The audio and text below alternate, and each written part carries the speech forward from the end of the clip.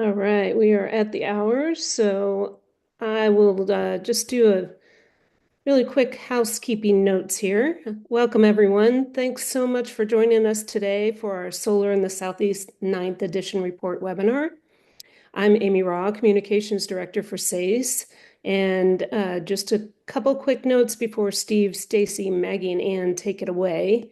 We will have time to answer questions towards the end of the hour, so please enter your questions in the Q&A box, bottom right of your screen, and we will get to as many as we can.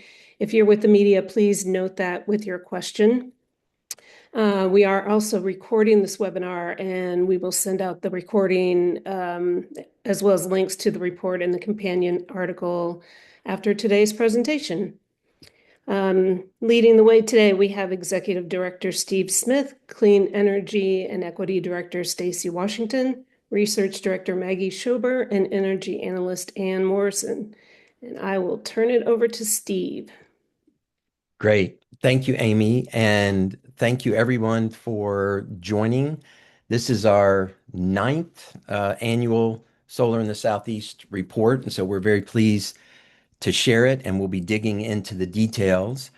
But just for those of you who don't know, the Southern Alliance for Clean Energy is a nonprofit that promotes responsible and equitable energy choices to ensure clean, safe, and healthy communities throughout the Southeast. We have been at this work for now over 40 years, and we're proud to be a strong advocate for good, solid, factual information about what is going on in our region. And sort of the elevator speech is, how can we reduce the environmental footprint of how we produce and consume energy in our region? And that's what our focus is. Next slide. And so clearly, we are in an unprecedented time period. Uh, while there are some in Washington who want to argue that climate disruption is a hoax or some sort of misinformation or misleading of people, the facts strongly push us in the other direction. And if you are paying attention, you will know that climate change is real, is accelerating, and it is here today. It's not an abstract concept. It is one that we can personally experience in real time. And if we broaden our look outside of even just our region, we can see some incredibly profound phenomena that are happening that would not otherwise be happening the way it is. And so let me just give you a couple of examples. Our friends in Europe, my son just got back from a university trip in Europe, and just a few insane facts that have been going on. France has set the highest record it has ever experienced. Small town in southwest France hit 111 degrees Fahrenheit. Paris hit 105 degrees, a June record for their capital. Um, Three-quarters of the country is under a red alert. Spain 100 hit 110 degrees in places. Switzerland had a June record at 100 degrees, and they broke a record in that there that has stood for over 80 years. Portugal, others, I could go on and on. Scandinavia, uh, a staff member was telling me they had to shut schools down this time of year, just absolutely unprecedented. Here in the Southeast, we're experiencing a very profound drought. We've had a very dry um, late part of the winter and into the spring, and are running deficits across the region. And one thing that is very concerning is the developing El Nino. For those of you who keep up with what goes on with ocean temperatures, there's a very powerful indication that the El Nino, that the cycling in the tropical Pacific that has an elevated time and heat, this may be developing to be one of the strongest El Niños ever, which isn't just a unique phenomenon in the Pacific, but it actually has profound impacts across the globe for weather patterns. And there's a great deal of developing concern within the scientific community about what is going to happen. This will play out going into the fall and into the winter. So we're going to have to keep a close eye on that. But these are very profound, factual, documented, record-breaking trends that continue to reinforce that the physics of energy patterns in the atmosphere and now in the oceans are all pointing in a direction that climate change is real. And the fact that we are trying to erase the word climate and all the related science off the blackboard, so to speak, or the whiteboard, and trying to get government agencies to pretend like it's not happening is an extraordinarily dangerous trend and does not deal with a global crisis that we need to be dealing with. And so SACE has always been willing to put this front and center because it's facts that need to be responded to. And again, how we produce and consume energy is the way we deal with this. Now, next slide. The fact that we have a climate crisis is also now merging into the fact that we have an energy affordability crisis. We're seeing significant pressure on customers' bills. We're seeing dramatic commitments by utilities to spend large sums of money to chase after demand that's largely being driven by digital demand, data centers, AI growth, and other things like that. Some of that is highly speculative.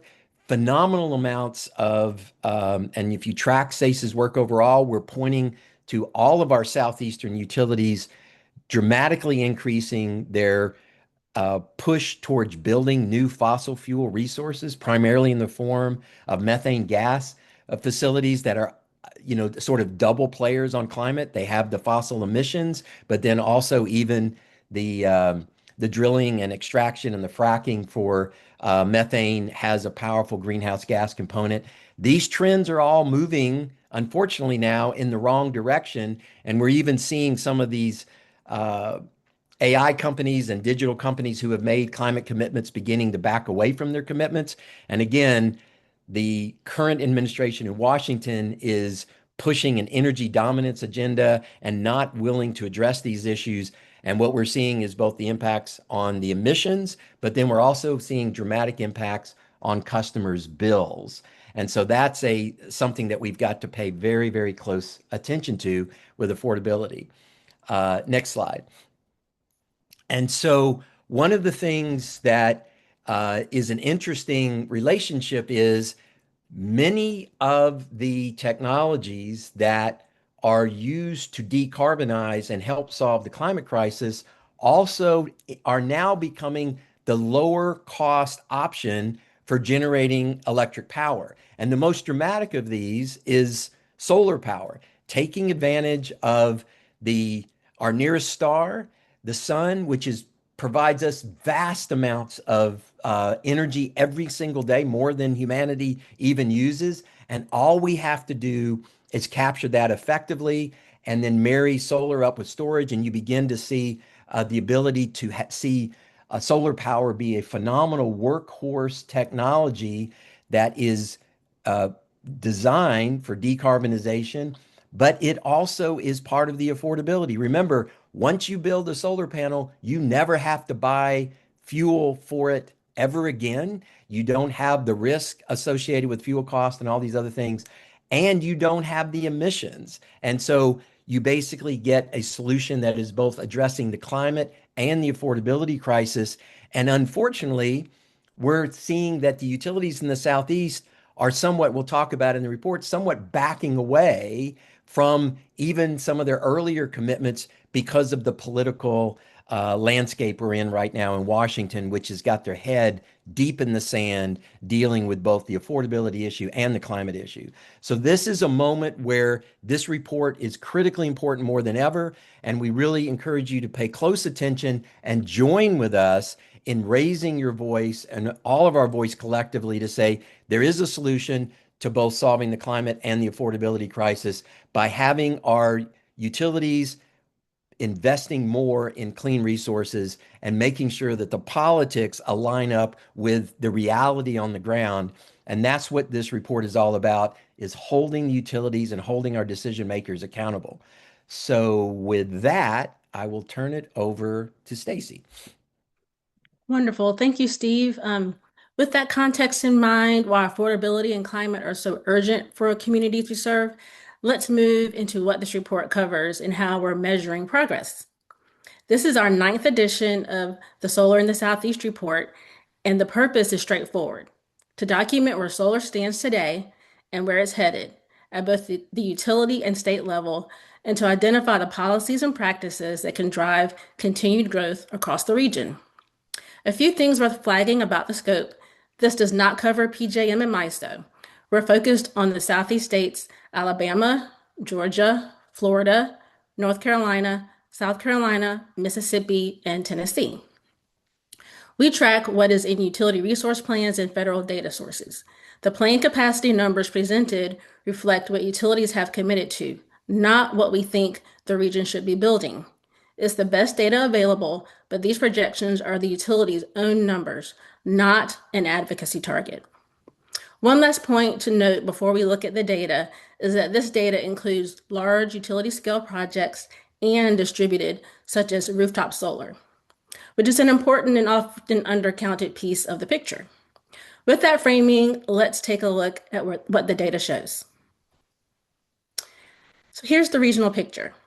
The Southeast currently has 30.7 gigawatts of solar installed, and utilities' own plans put that at 53.5 gigawatts by 2030. That's 1.7 times what we have today. So if you were with us last year, you may remember we highlighted a 2 times increase. This one is 1.7 times, and that's not a slowdown in momentum, it's just a math difference. Our previous report used 2024 as the base and looked out further. This edition starts from 2025, so the time frame to 2030 is just shorter. The growth trend is real and continuing, and as you can see, we're tracking both utility scale and distributed solar, the full picture of what's coming online across the region. Next, Anne will discuss how that breaks down by state. Thank you, Stacy. So here we break down the Southeast regional capacity by state, showing Florida as the clear frontrunner, both in utility scale and distributed solar capacity as of 2025. And Florida is also forecasted to continue adding solar at an impressive rate through 2030 compared to the other states in the region, with these states growing more modestly or in some cases even flattening out.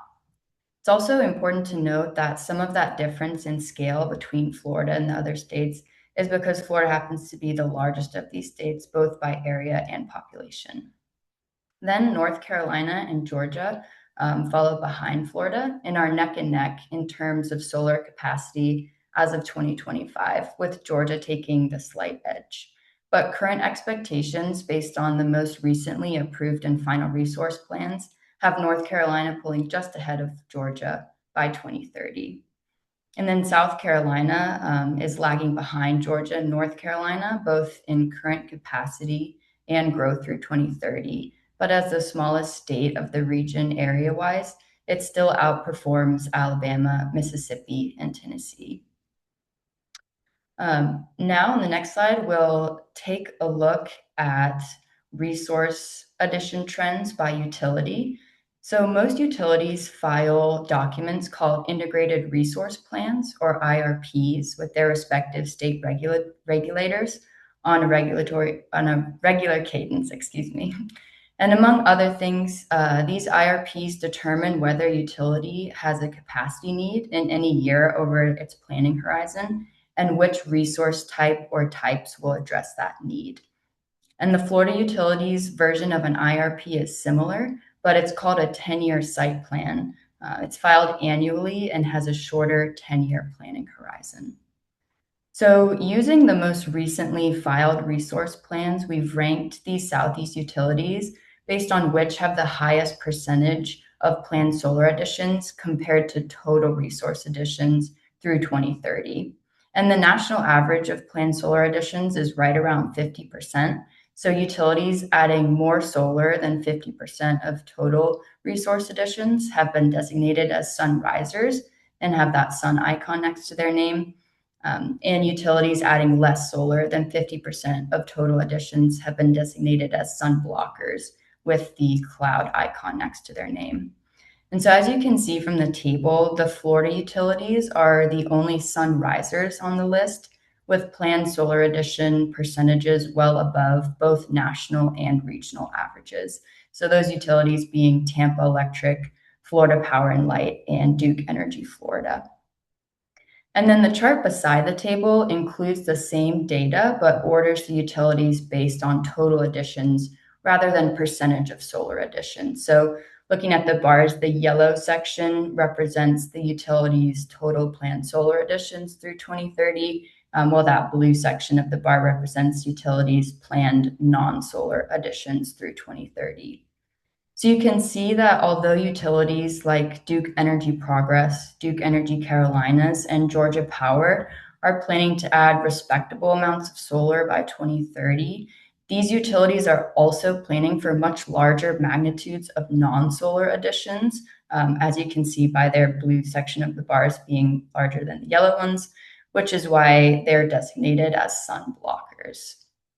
And you might notice that Dominion, South Carolina, and Mississippi Power are left off that chart because as you can see, taking a look at the table on the left, neither of these utilities has any planned resource additions through 2030.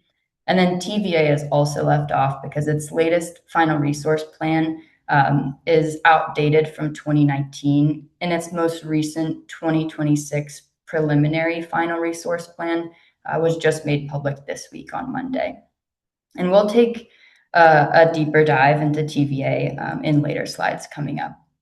And then the last thing I'll note on this slide is that each utility plan was filed after the One Big Beautiful Bill was signed into law, and therefore incorporates the impact of solar tax credit roll-offs, with the exception of Georgia Power, which filed its latest IRP before July of 2025. So now on the next slide, we'll dive a little deeper into these utility resource plans and take a look at the two utilities that have seen the greatest change in planned solar capacity compared to our previous solar report from the fall of 2025. So on the left, we have FPL, Florida Power and Light, and on the right, we have Dominion, South Carolina. So for both charts, the dashed yellow lines are representing the utilities' planned solar additions from their previous 2025 resource plans. And then the yellow solid lines are representing the utilities' planned solar additions from their most recent 2026 resource plans.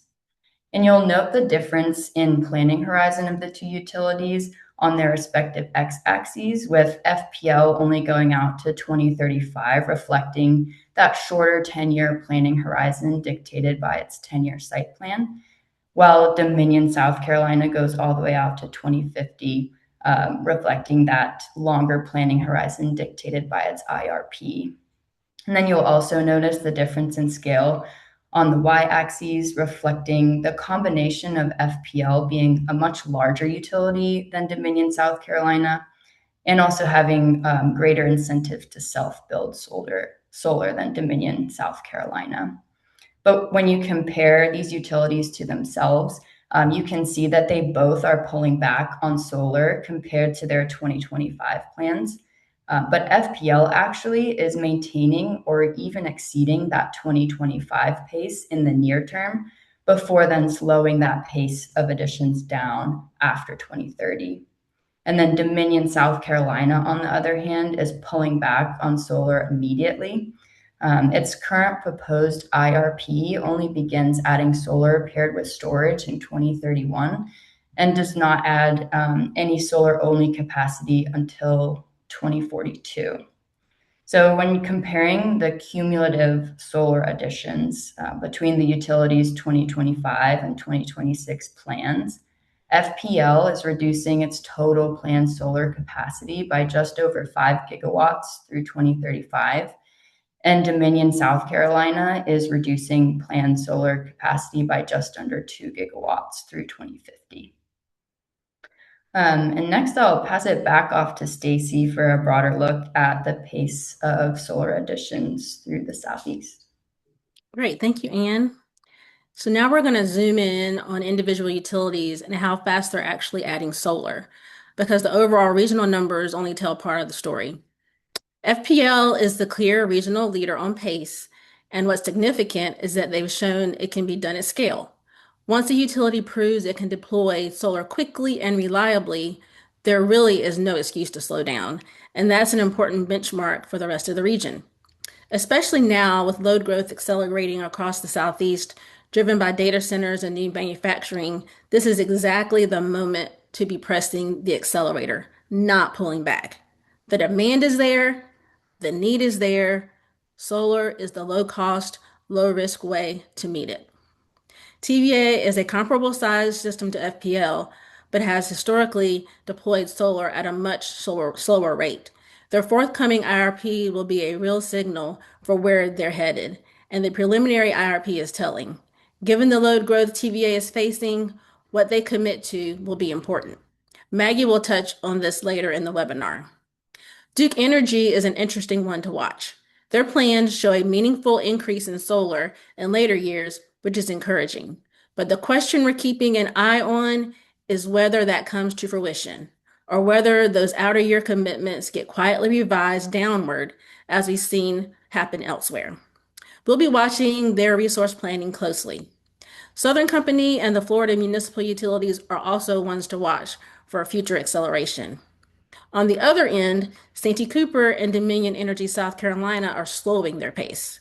And that's a serious concern given where we need the region to be heading, both on cost and climate. We'll dig into several of these utilities individually over the next few slides. Next, we'll look at Duke Energy. So the first utility we'll look at is Duke Energy. Duke Energy operates Duke Energy Progress, Duke Energy Carolinas in North and South Carolina, and Duke Energy Florida operates in Florida. Duke Energy is second to Florida Power and Light for installed solar capacity in the Southeast at just over 8,400 megawatts. Let's start with the urgent news. On April 23rd, the North Carolina Utilities Commission paused Duke's 2026 solar RFP. That's the annual process for procuring new utility-scale solar. The pause is tied to a pending carbon plan ruling, and if it holds, we're looking at a real gap in solar development in 2031. We, along with the Sierra Club and Vote Solar, have filed for reconsideration, so this is still an active fight. Zooming out to Duke's broader resource planning, their last carbon plan filing proposes less near-term solar than the previous plan, while doubling down on battery storage. Storage isn't bad, but it shouldn't come at the expense of solar commitments. Meanwhile, Duke's Florida utility is quietly outperforming its Carolinas counterparts. Despite being smaller, Duke Energy Florida matches Duke Energy Carolinas and Duke Energy Progress on total solar additions and leads them on distributed solar. While Florida is increasing, Duke tried to bring a new community solar program to the Carolinas called Clean Energy Connection, but they pulled it. The reason matters. The program lacked additionality, meaning customers would have paid a premium for solar that was getting built anyway. That's not a clean energy program. That's an accounting exercise. They also withdrew a renewable energy credit program for residential customers. So in a short window, Duke canceled 2 customer-facing solar programs in the Carolinas. The one bright spot is PowerPair, a pilot that pairs rooftop solar with battery storage and demand response. It's active in North Carolina and expanding to commercial customers in South Carolina. That's real, but it's narrow. Which brings us to the bottom line. Does Duke Energy have a coherent solar strategy in the Carolinas? Right now, the evidence suggests the answer is no. And that's what we need to hold them accountable for. Next, Maggie will discuss Florida Power and Light.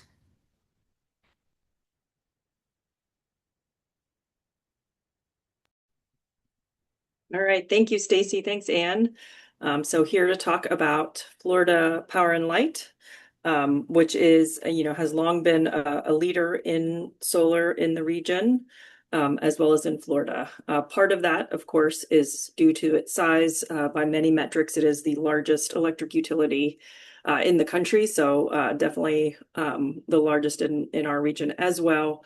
It has, Florida has had some state policies that really encourage both distributed and utility scale solar. And then, of course, Florida Power and Light is owned by NextEra Energy, which is one of the largest solar developers. So that has led to FPL long leading on how much solar it's installing every year that is utility scale.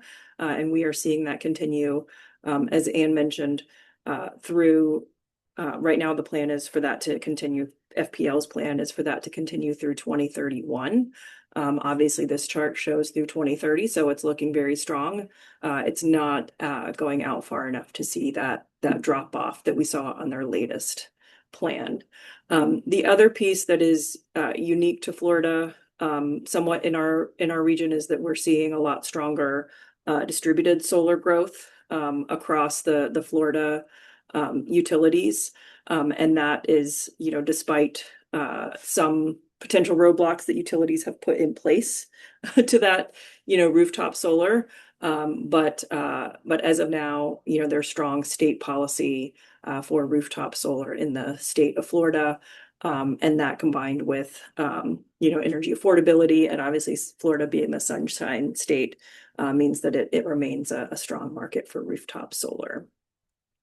One thing to note for FPL is that while the reduction in their long-term solar plan, was listed in their 2026 10-year site plan, was the justification for that was the rollback of the solar tax credits in the OBBB, but quietly at the end of near the end of 2025, NextEra also rolled back their own corporate decarbonization goals. That wasn't listed as a reason for FPL to pull back on its future solar, but it is obviously aligned at least somewhat.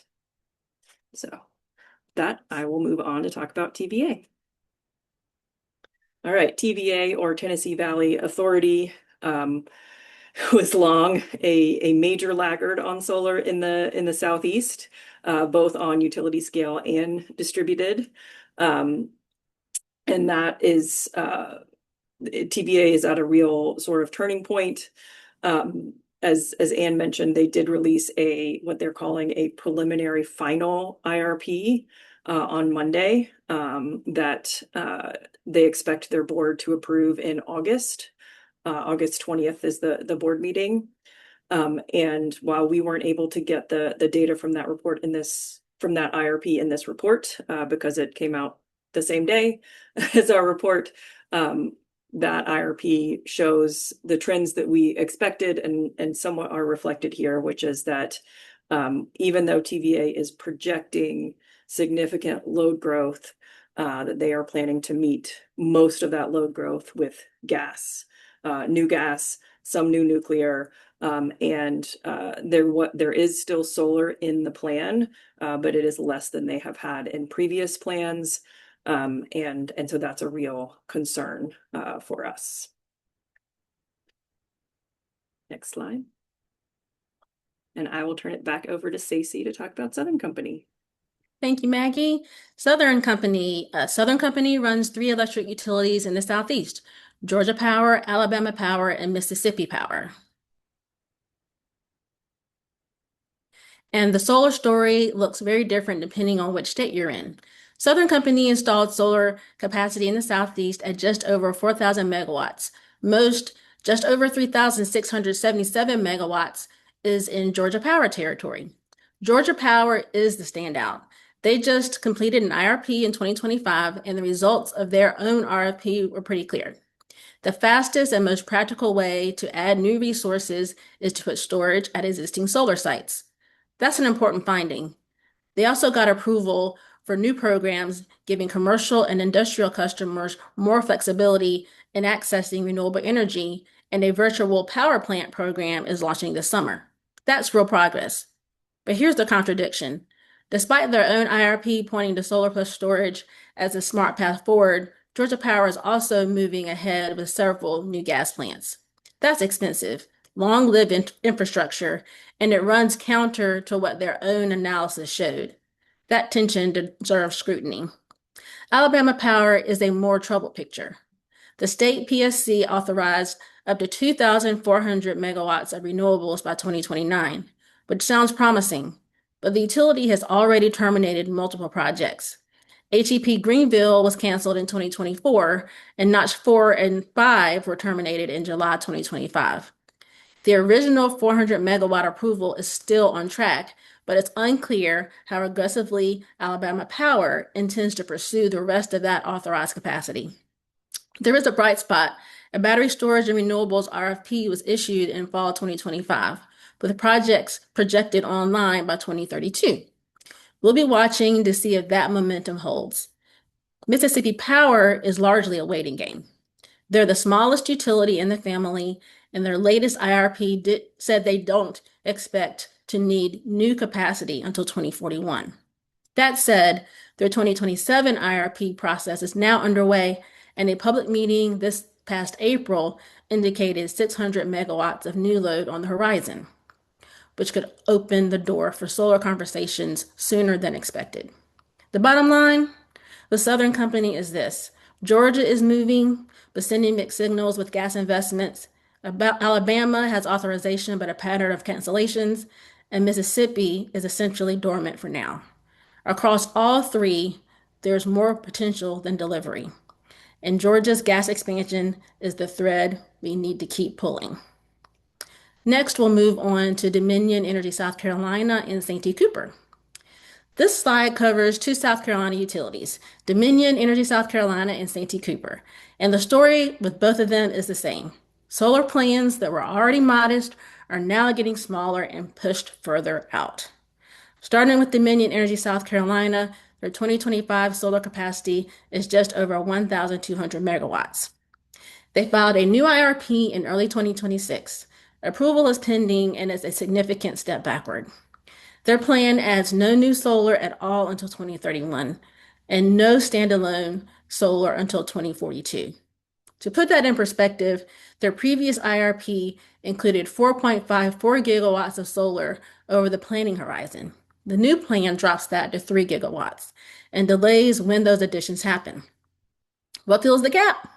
More gas and an extension of existing coal plants. That's the direction Dominion is choosing to go.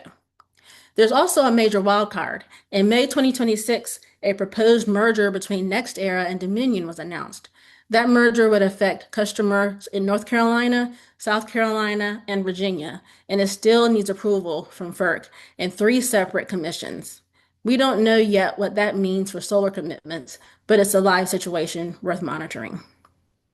Moving to Santee Cooper, their 2025 solar capacity is 337 megawatts.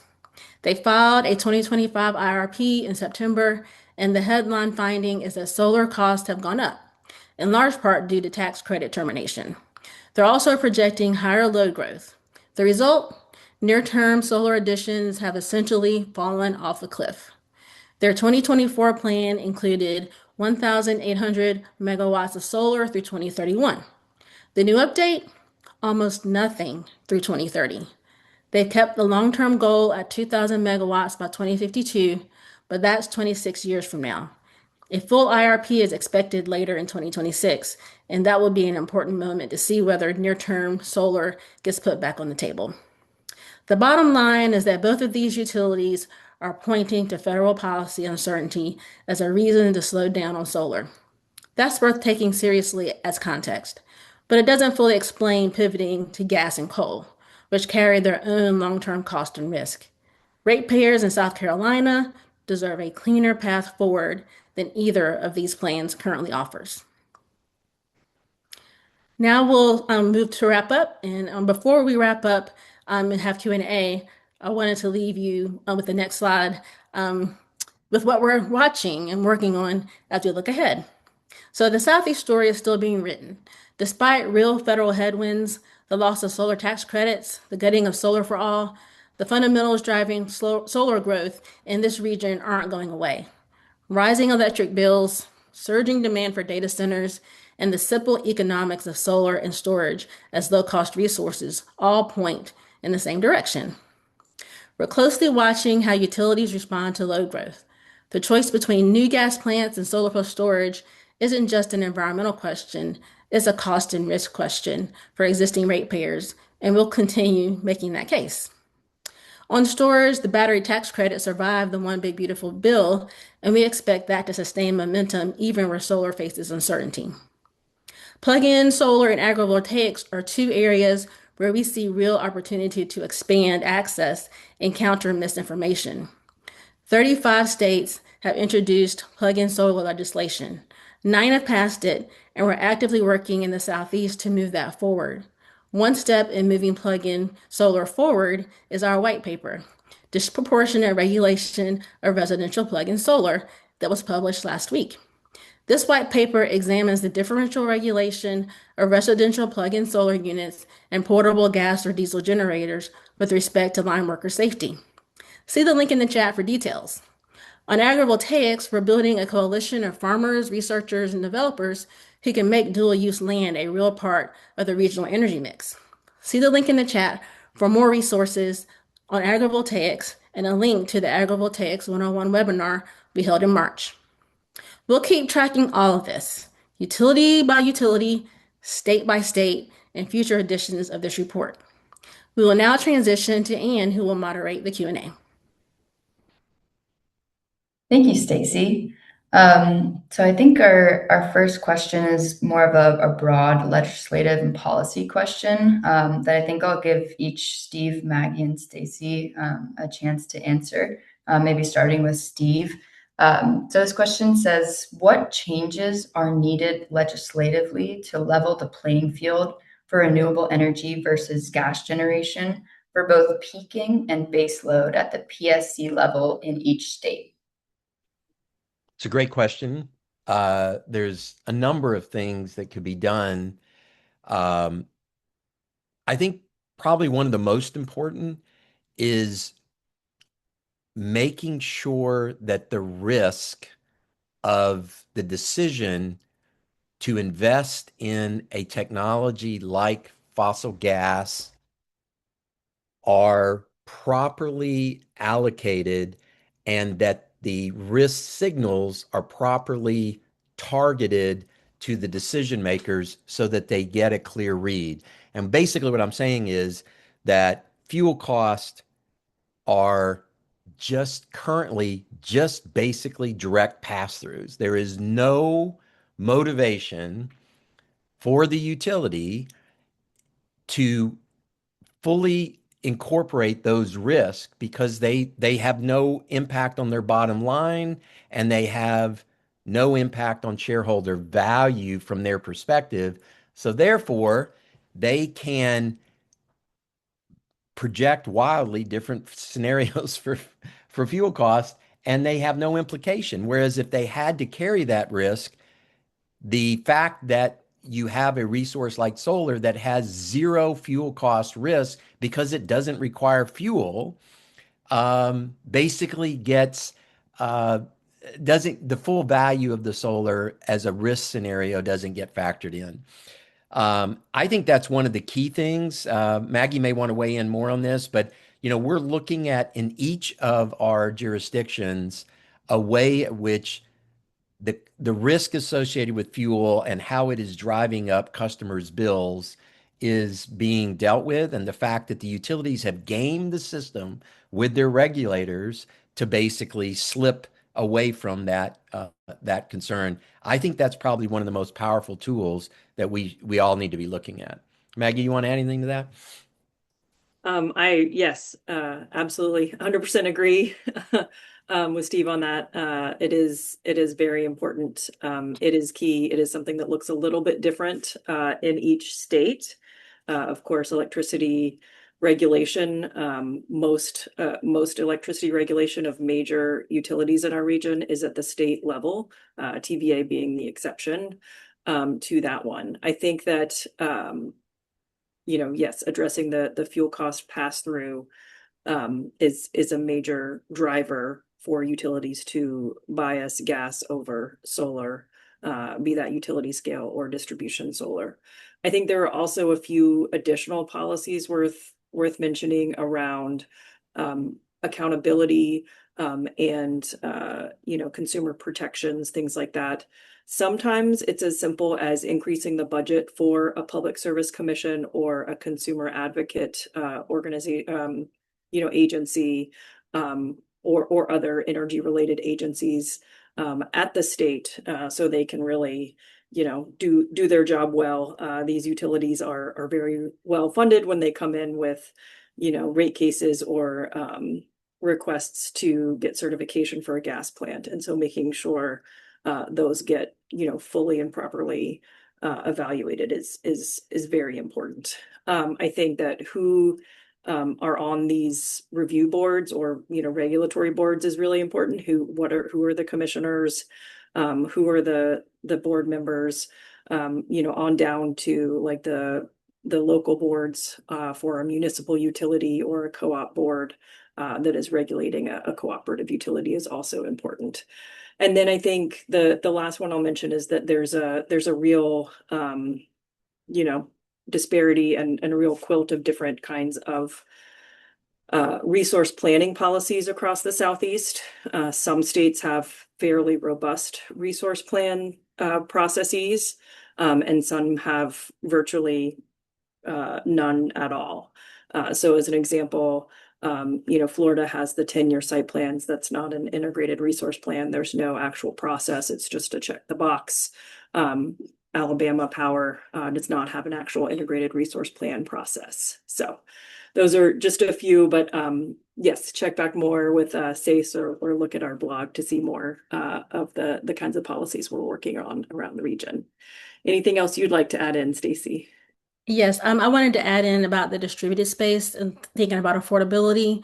There are many programs and opportunities out there to increase access to renewables and even renewables and storage for people to help with affordability. So that is definitely some policy that would be encouraging to see in the Southeast.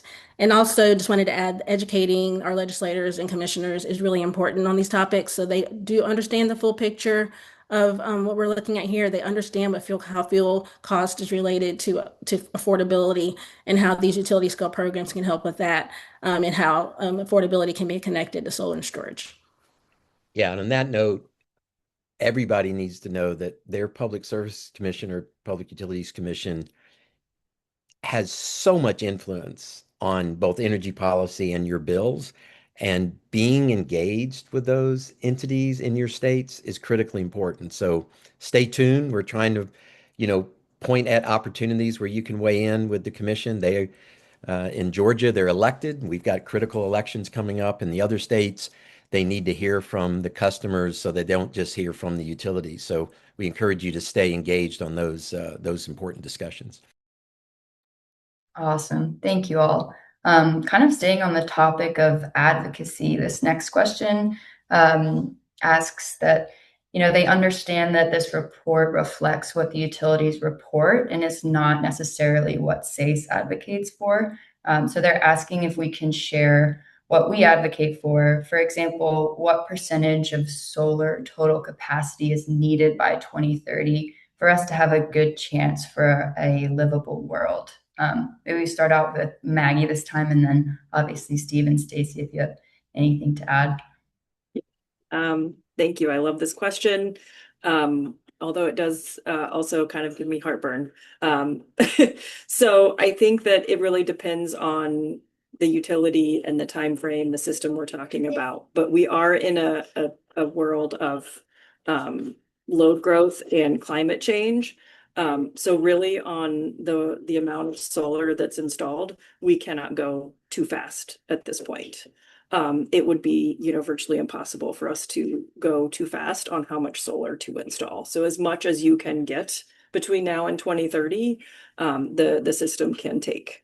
It is also something that we need to be sure that we're looking at both utility scale and distributed. There is a process to get utility scale connected to the transmission system. We need to update our transmission planning processes to be able to do that, handle that more quickly. But that's not the case on the distributed side, especially in the Southeast, where a lot of the states are, behind on how much distributed solar there is. The distribution system really benefits a lot from that. It's quite a few years old, but SACE did put out a clean energy in the Southeast report where we did an analysis that looked at this, and I'd say the megawatts or gigawatts are probably not accurate anymore because load forecasts have changed dramatically, but the percentages are probably pretty comparable as to what a really forward-looking plan would be over the next 5 years. Stacy, Steve? Yeah, well, let me jump in. I think I agree with everything Maggie said. I have this notion that solar is a workhorse technology, particularly solar and storage, that is cost effective and compete with any other technology and actually beats other technologies. And this misnomer that we still have literally people in key making positions at utilities that propagate misinformation about solar, about it being intermittent in a way that prevents it from being useful to utilities, is just simply not backed up anymore by fact because of the relationship with solar. And it is the low cost energy source just in and of itself. And then when coupled with storage, it becomes a very reliable and useful for all of the profiles in a lot of these utilities. So, it doesn't need to be misrepresented that way. And in that context, I know that I've had conversations with several decision makers and leaders at utilities that say there is absolutely no reason why your renewable profile should not meet, at a minimum, your nuclear profile. And if we're looking at decarbonization, if we were to have renewables catching up or even exceeding the nuclear profiles for a lot of these large utilities in the Southeast, that would be a target that I think we should have for all the utilities in the Southeast to match with renewables what they're getting from their nuclear generation.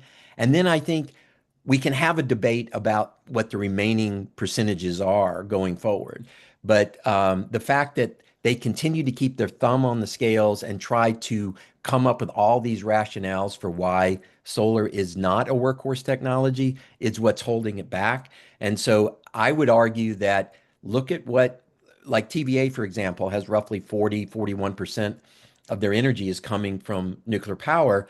They should have the renewables hitting that same mark, and then we can have a debate about the remaining 20%. I think you could look at Duke. I think you could look at Georgia Power. FP&L is going to meet and exceed their nuclear generation pretty quickly in Florida, but Florida has a phenomenal solar resource, and they're starting to deploy it. I think we need to see that across the Southeast, and I think that should be the target that we're talking about, is not renewables as some small percentage, but renewables as approximately 40-50% of the load right out of the gate. And then let's see what we do with the nuclear technology, and then let's see where we are ultimately as we get closer to complete decarbonization, what technologies actually exceed and excel in that. And I'll add on a little bit to that is, we're really trying to hold the utilities also accountable to what they're projecting in their plans. A lot of times they make these plans and they project that they're going to install a certain amount of solar and then they don't actually install it. So this is really another thing is just to make sure they're doing what they said they're going to do. And then the second thing I wanted to add on is just technology access.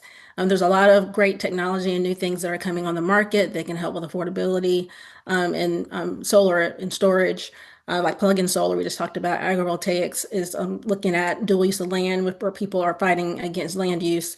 Those are a lot of things that we're advocating for is access to these newer technologies and dispelling the have not conundrum that we're dealing with in renewables and looking at dual use of land. Awesome. Thank you guys. So we're going to combine the next two questions because they both kind of deal with the general regression in solar comparing utilities resource plans.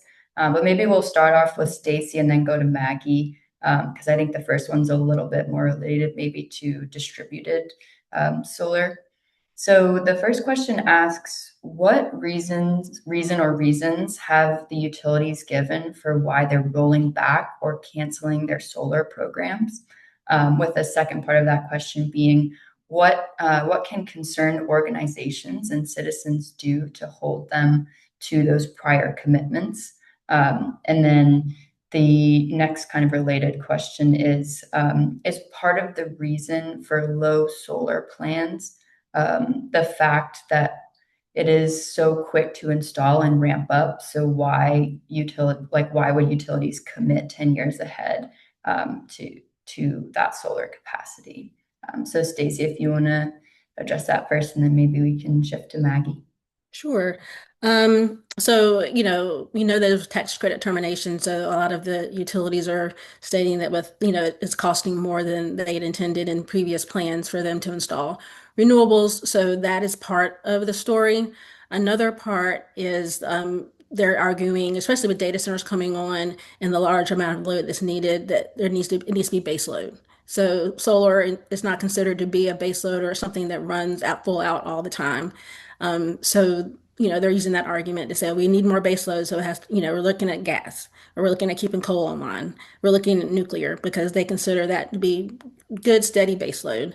But we have, seen that solar plus storage can act similarly to all that base load. And why not, use that solar and storage as comparable to all that gas and nuclear and coal. The second part is about what people can do. I say sound the alarm. Contact your legislator, contact your commissioners, let them know that you're concerned and that you want to fight this. Write an op-ed, be out there and make your voice heard. And then the last question was part of the reason solar plans. I don't think there's anything about the 10 years because it takes about 5 or 6 years for you to even get a large scale solar online. So it's not necessarily that it takes that long. They are putting it in their plans. That's not necessarily, I think, an issue. It's just that they're using other baseload and other reasons to continue to make solar not as what they would like to put forth in their plans. Thanks, Stacy. Yeah, I think building on absolutely what Stacy said and building on that, these utility plans are at least 10, they look out at least 10 years. 10 years are the shortest of the forward-looking plans that we have in our region.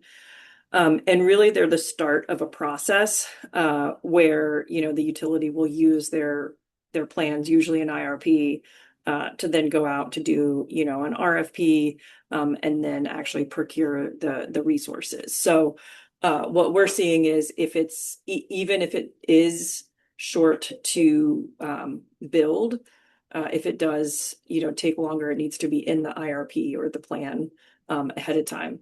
I think the other reason, taking even a further step backward in the process or upward in the process or whatever, is that our transmission planning and build out process in this region, and this is not necessarily unique to the Southeast, but we don't have an RTO, so it is utility by utility. Our transmission system was really built out when we had centralized generators, large coal and nuclear plants in one place, and then lines, that brought that to load.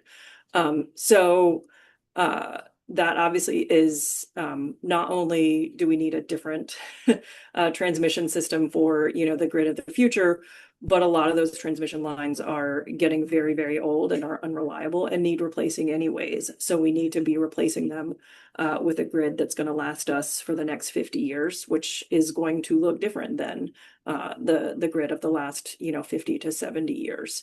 And so the main reasons that utilities are giving for why they cannot get solar on quicker than this 5, 7, 8, 9 years is because of the transmission system, because they need to go through a process to study it and then also upgrade their transmission system to accommodate.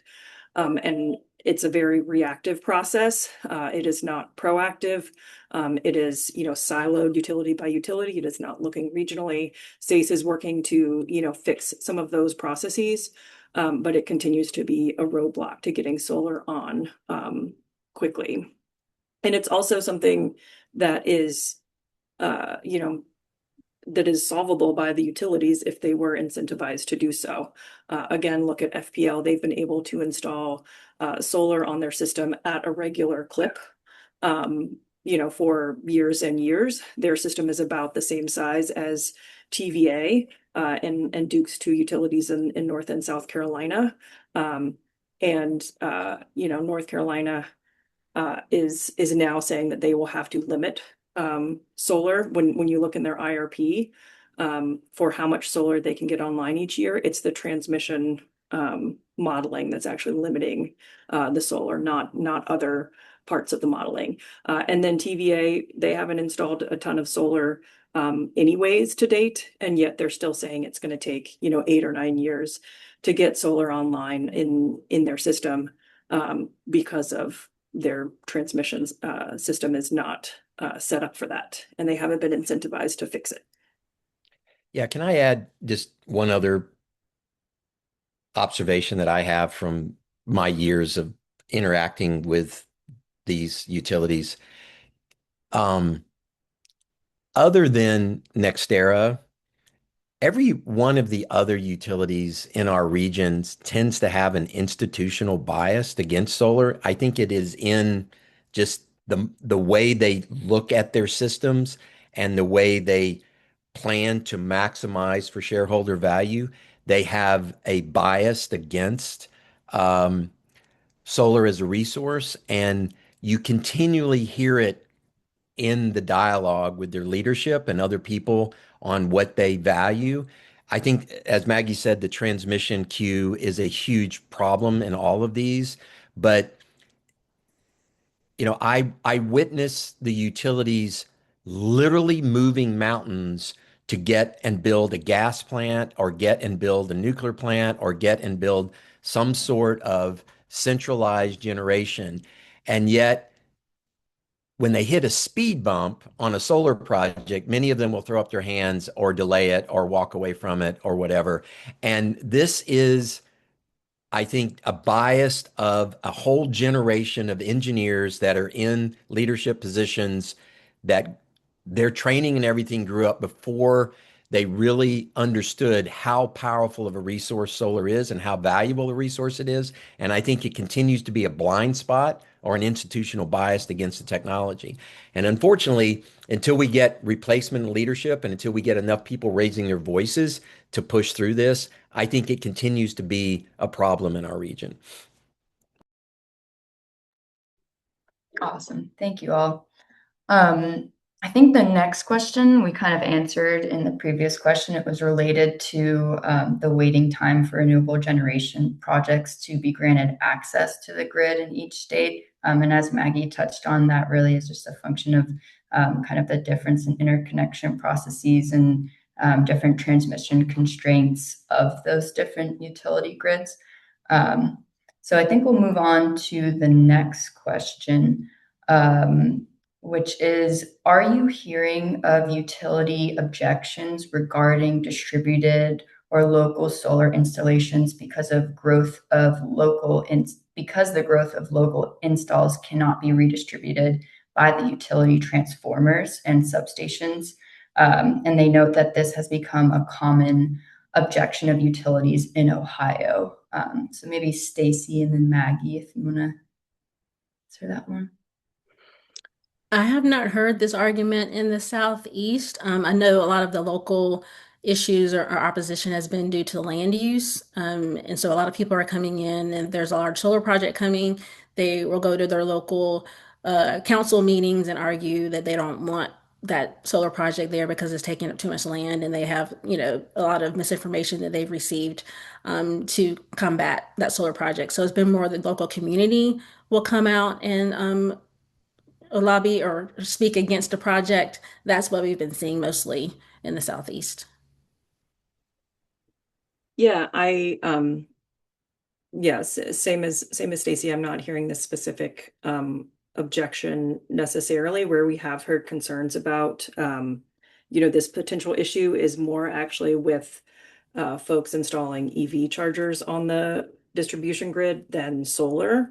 Obviously, either of those could cause similar issues on the distribution grid. We have been and are continuing to advocate for more transparent distribution planning because that is, really important for making sure all of these distribution, connected resources are operating in a way that, is really optimal for the grid as a whole. They provide a lot of value.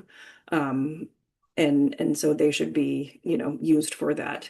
The other thing I'll say is that we're seeing some programs that are really encouraging around having local distributed or rooftop solar, residential solar paired with storage, and that can really help mitigate some of these issues, and also, turn the project into a grid asset in a different way.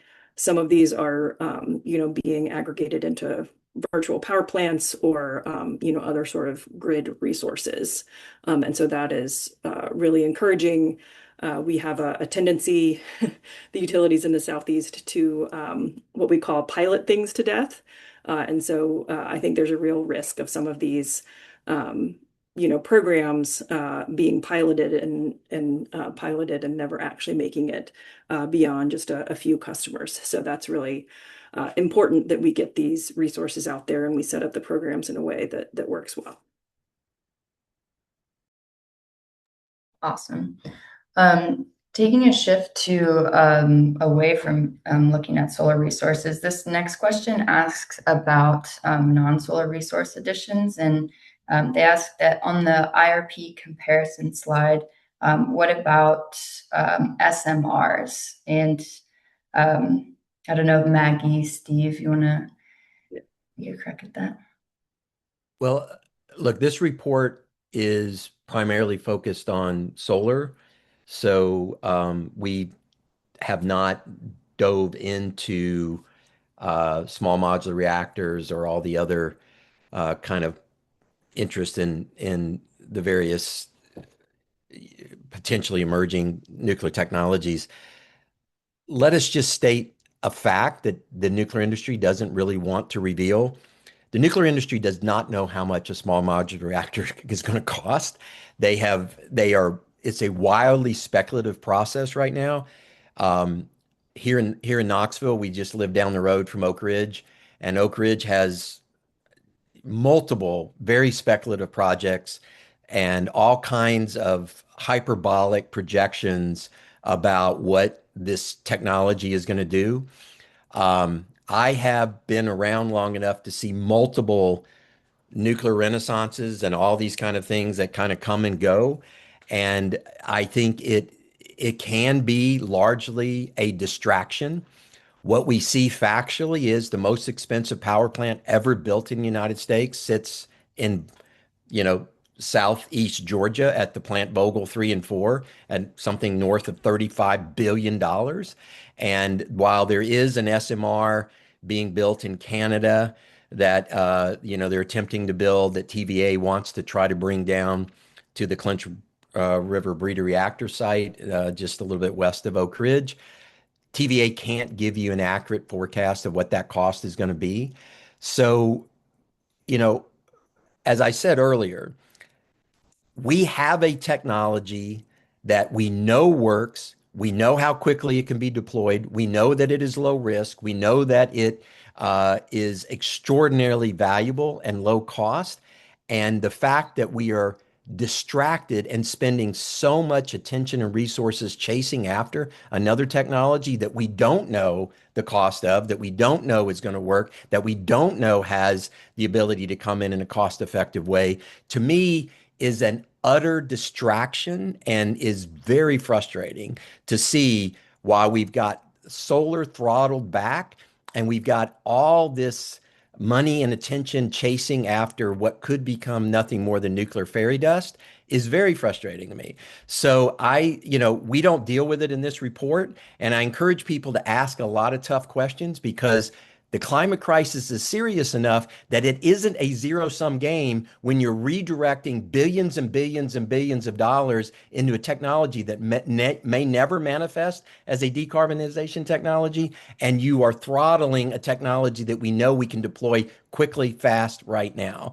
So I have an opinion on this, you can tell, and I think that unfortunately we don't have the resources and the time to deal with it in the solar report. But I'm happy to follow up with anybody who asked a question because there's a lot of misinformation and false information. And my fear is there's a lot of wasted money and speculation that is chasing after this stuff right now. Thanks, Steve. Yeah, I agree. I think I believe this question was about a slide that we had of comparisons, the percentage of solar in the amount of capacity utilities have in their plans through 2030. So I think that time frame is also really important because even utilities that do have, SMRs or other nuclear, new nuclear power plants in their plans, they don't have them in by 2030 or anywhere close to that. So to the extent that nuclear is being considered as a resource that can meet load growth that we're seeing, today and next year, and even in the next 5, 6, 7, 10 years, it's just not it's not realistic. And I'll say that there isn't any in that particular slide. Solar is a percentage, and then it's all of the other resources, and most of those other resources, varies utility to utility. Most of them are gas. There are some, battery storage in there as well, but there's not any nuclear in that time frame. Awesome. Yeah, I'm really glad you stressed the time frame element of what that slide's looking at, and then comparing that to the reasonable expectations for when SMRs can get online. Our next question asks if SACE can give us a list of preferred voting candidates and/or policies that may come before us in the November election. So, Steve, I'll open it up to all the panelists, but Steve, if you want to take this one first. So the context of this is a 501c3 organization, so we've got to be careful about what we're doing, on this call relative to political advocacy. But let's just be crystal clear. Georgia has elected public service commissioners who are up 2 seats, are up in the November election. And last election cycle, 2 forward-thinking candidates were elected to the Georgia Public Service Commission, Peter Hubbard and Alicia Johnson. And Peter has to run again in November, and there will be an open seat that for Pridemore seat that has election also. And so you can look at the different candidates and see a very clear difference. I encourage you, we will be putting out information that compares and contrasts positions of candidates. But I would say that from an energy policy point of view, at a state level, that election is the most important in our region. And I would strongly encourage people to pay attention to that. And you can see that Georgia has had some solar development, but it is flagging a little bit. And I think that, Georgia has a lot more potential if it had a commission that was really geared towards wanting to push on that. And so that will be huge. Obviously, you have all the House members at the federal level are up, and we've seen the federal government go in absolutely the wrong direction recently with the 2024 election and what that led to with climate policy and decarbonization policy and energy policy. So all those races are critically important. And then, as you know, there are some critical Senate seats, both in Georgia and North Carolina, that make a huge difference. And then some of the redistricting we saw in the Tampa area in Florida. Kathy Castor, who has been, a tremendous advocate for clean energy and climate policy in the Tampa Bay area. Her district has been redistricted and put her seat, potentially in jeopardy. So there are some key races that need to be paid attention to. SACE does have a 501c4 organization called the SACE Action Fund, Southern Alliance for Clean Energy Action Fund. Encourage you to check in with us on that. And but very much so, elections matter. Communicating with your decision makers at whatever elected level are important, and also speaking your mind to the utilities themselves, because the people that talk to them most are the big utility customers and other entities that have a vested financial interest in what's going on, and they don't hear enough about residential customers and small commercial customers, and so people need to speak up more when communicating with that. So those are all relevant. Thanks, Steve. If I can just add a note on, as Steve mentioned earlier, the Public Service Commission is absolutely critical to all of this. And it looks a little different in each state. Steve mentioned about the Georgia commission. That's really, really important. The way that commissioners, the way that it's decided who is on the commission is different in other states. Most states, it's the governor. And most states, if not all of the states that we're covering here, have governor's races as well. Florida and North Carolina have governors that appoint commissioners. The North Carolina legislature a few years ago took the majority away from the governor.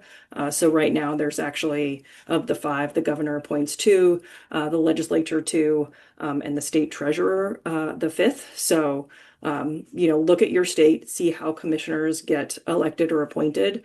In South Carolina, they are elected by the legislature. So talk to, your state legislators, and get involved in those elections if you're interested in the Public Service Commission there. And then, of course, TVA is federal and not subject to a PSC.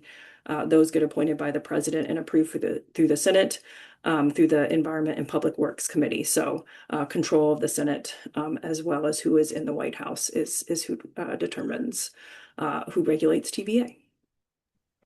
And if I can add one more thing, is if your state has a conservation voters organization, they do give more information on the different candidates and rank them, and give more information on the conservation views of the different candidates. Awesome. Well, thank you everyone for your awesome questions. We are over time, so I think we're going to wrap it up now.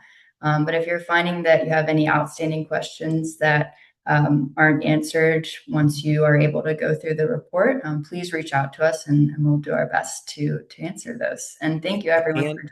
And can I say one last thing? Stacy mentioned this, but just a heads up, be on the lookout. We've got likely a solar webinar on the plug-in solar white paper coming up later in July. And then also potentially another webinar on agrivoltaics coming up in early to mid August. So be aware of those. There'll be great information, and they're in development now, and we hope to have the information out soon.